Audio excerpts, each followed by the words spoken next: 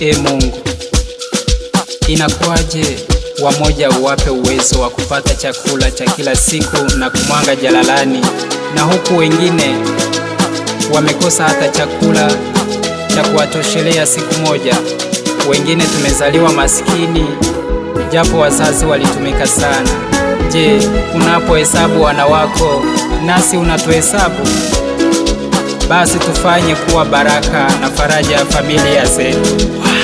Wow, Sekira. Msituombe tukose, bali ombeni tufanikiwe. Sisi ndi watoto wa ndoto, tumezaliwa bila majaliwa. Familia zetu hazikufanikiwa, zinatutegemea.